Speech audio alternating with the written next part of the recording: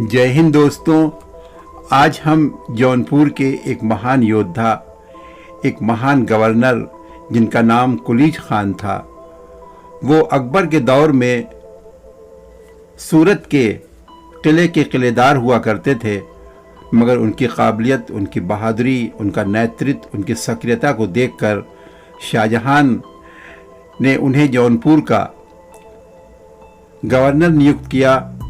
और जब वो जौनपुर तशरीफ़ ले आए तो उन्होंने यहाँ पर एक बहुत ही नायाब इमारत, जिसे बारादरी कहा जाता है और जिसे जौनपुर का ताज भी कहा जाता है।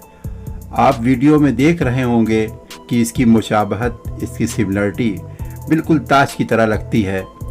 जिस तरह ताज दरियाए जमुना के किनारे स्थित है, उसी तरीके से ये बारादरी भी दरियाए गोमती के किनारे स्थित है।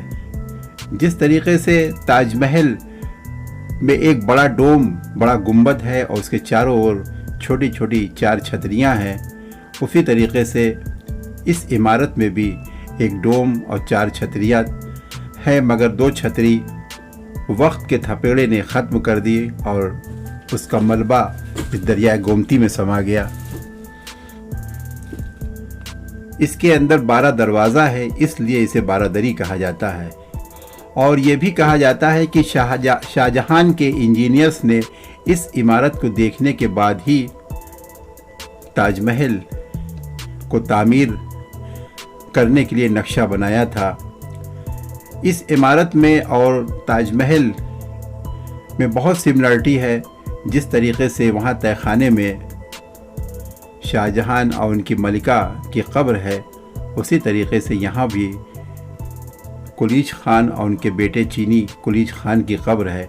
आप देख रहे हैं कि ये तहखाने में जाने का रास्ता बना हुआ है, जो कि अब बहुत बोसीदा हो गया है, बहुत कमज़ोर और जर्जर हो गया है। ये होता है कि ऊपर पक्की कब्र भले बना दे, क्यों राजा वजारे में दिखाने के लिए कि ऊपर भले और नीचे कच्ची होती, क्योंकि हम लोग में माना जाता है कि इसमें हम लोग पाप यहाँ पे नीचे कब्र है।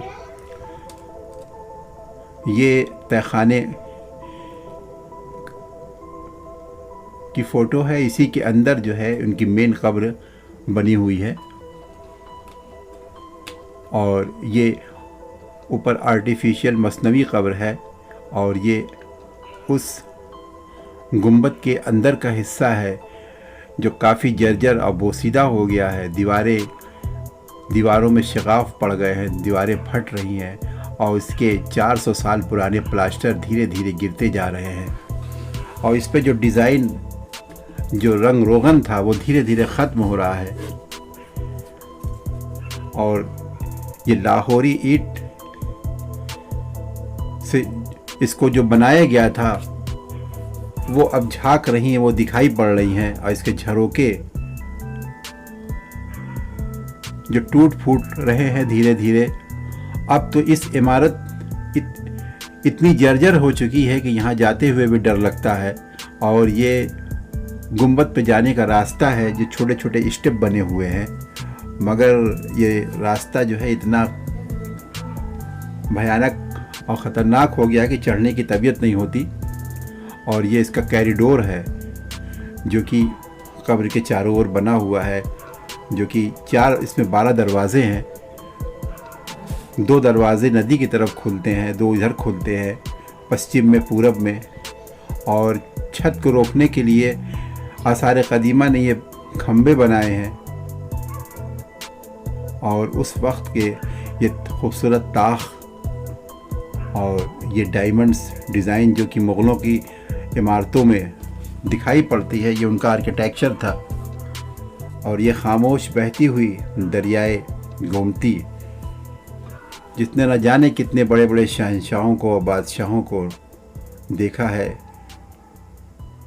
और यहाँ पर ये खामोश इमारत खड़ी हुई है।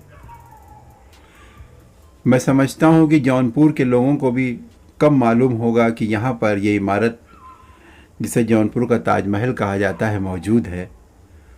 मगर ये इतनी जर्जर और बोसीदा हो गई है, इस पे ध्यान नहीं दिया जा रहा है और इसके मलबे गिर गिर कर नदी के अंदर समा रहे हैं।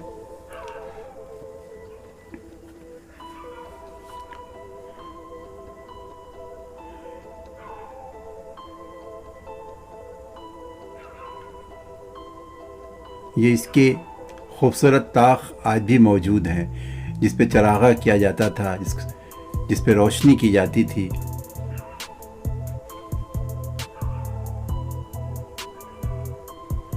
इन इमारतों को देखने के बाद ऐसा लगता है कि ये इमारतें आवाज़ देती हैं, कहती हैं कि मेरे करीब आओ और मुझे बचाओ, मैं धीरे धीरे ख़त्म हो रही हूँ, मैं धीरे धीरे मिट रही हूँ।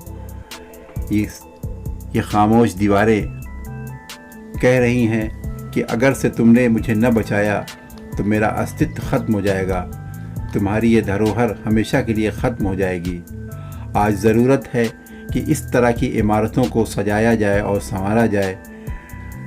जिस तरह से ताजमहल को दुनिया देखने के लिए आती है, अगर से इस इमारत का पुनर्निर्माण कराया जाए, इसको फिर से बनाया जाए, तो हिंदुस्तान के नक्शे पर एक नहीं बल्कि दो ताजमहल होंगे और जौनपुर का नाम पूरे हिंदुस्तान में जाना और पहचाना जाएगा, क्योंकि इसके अंदर वही खूबसूरती है, वही चीज़ है, वही इसकी स्थिति है जो कि ताजमहल में है।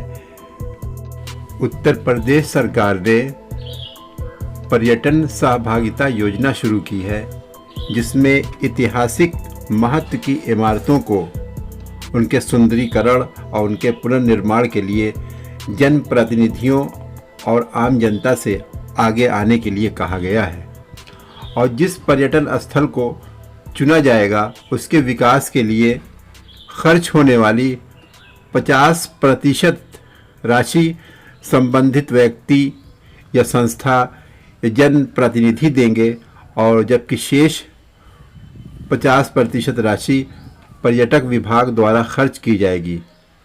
इस उत्तर प्रदेश सरकार की योजना का लाभ उठाना चाहिए और जौनपुर के जनप्रतिनिधि, यहाँ की सांस्कृतिक और सामाजिक संस्थाएं और जौनपुर की संस्थाएं और यहाँ के शासन प्रशासन और यहाँ के धनाढ़ लोग, यहाँ के बुद्धिजीवी वर्ग इस योजना का लाभ उठाते हुए हमारे शहर के जो ताज, जिसे कलीज खान का मकबरा बारादरी कहा जाता है, इसका पुनर्निर्माण, इसका सुंदरीकरण कराएं, ताकि हिंदुस्तान के नक्शे पर फिर जौनपुर शहर शिराज़े हिंद के नाम से जाना और पहचाना जाए।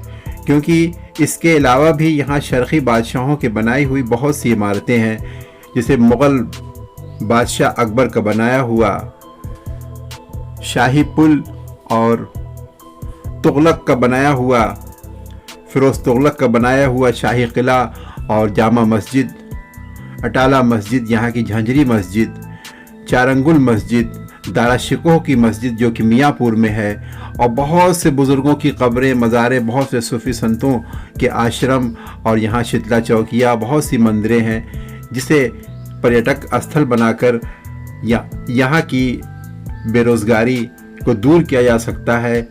यहाँ पे एक रोज़गार के अच्छा अवसर पैदा किया जा सकता है और दुनिया के नक्शे पे, हिंदुस्तान के नक्शे पर जौनपुर को एक और ताजमहल के लिए जाना और पहचाना जा सकता है।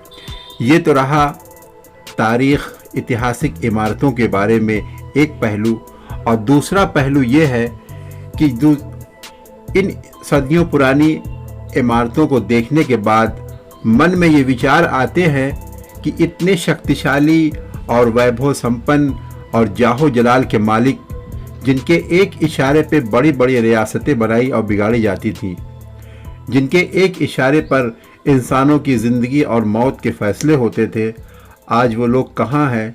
उनका वो जाहो जलाल, उनका वो तेज, उनका वो वैभव सब कहाँ गया? वो इमारतें जिसको आवाम के खून और पसीने की कमाई से बनाया गया था, वो सब टूट फूट कर वीरान हो गई हैं। अब उनका नाम लेवा कोई नहीं है। अगर उनका नाम है भी तो तारीख़ और इतिहास की किताबों में, जिसे कोई जानना और पढ़ना नहीं चाहता। इन कब्रों, समाधियों और मकबरों को देखने के बाद एक शेर याद आता है कि ज़मीं खा गई आसमां कैसे कैसे, मिटे नामवर के निशां कैसे कैसे। इस गोमती नदी के किनारे जहाँ एक तरफ कलीज खान का मकबरा है तो इसी के बगल में शमशान घाट है, जहाँ पर लोगों का अंतिम संस्कार किया जाता है। और इसको देखने के बाद ये एहसास होता है कि कोई कितना भी बड़ा सुल्तान, बादशाह, सम्राट या धनी व्यक्ति हो या नामी ग्रामी व्यक्ति हो, सबको एक दिन इस दुनिया से जाना होगा। सबका अंत यही है। हम इस दुनिया में अपने आप को दिखाने के लिए, अपनी बड़ाई बताने के लिए न जाने कितने गलत और सही काम करते हैं, मगर अंत हमारा क्या है? हमको इस दुनिया से जाना ही होगा और अपने जीवन का एक एक पल का हिसाब अपने ईश्वर, अपने अल्लाह, अपने गॉड को देना होगा, क्योंकि उसने हमें जानवर नहीं बल्कि एक मानव, एक इंसान बनाया है और हमें एक प्रबल और प्रखर बुद्धि दी है, जिससे हम अपनी अच्छाई और बुराई को समझ सकते हैं।